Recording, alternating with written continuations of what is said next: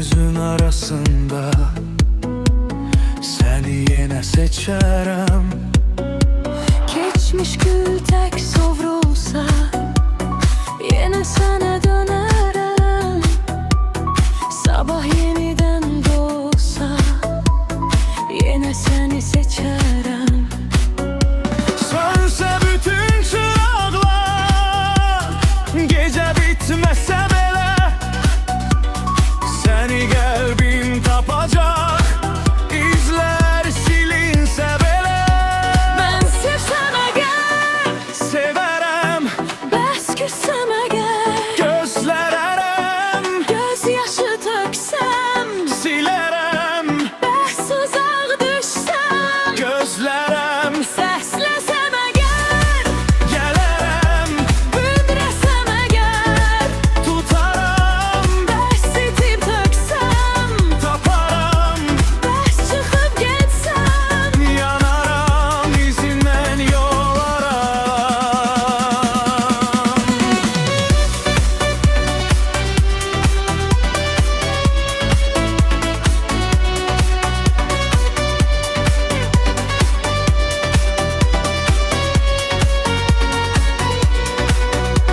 dərd qapımı döysə yenə, səsin dərman olar mənə. Küləklər sərt əssə də, sığınaram sevginə.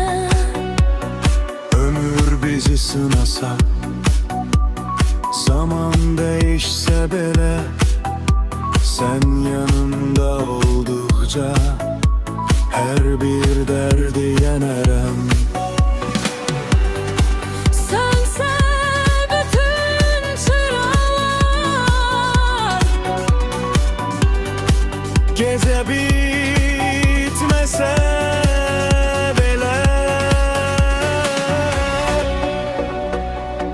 mən sevsəm əgər, severem, bəs küssəm əgər, gözlerem, gözyaşı töksəm, silerem, bəs uzaq düşsəm, gözlerem, səsləsəm əgər, gələrəm, büdrəsəm əgər, tutaram, bəs itib getsəm, taparam, bəs çıxıb getsəm, yanaram, izinden yolarım.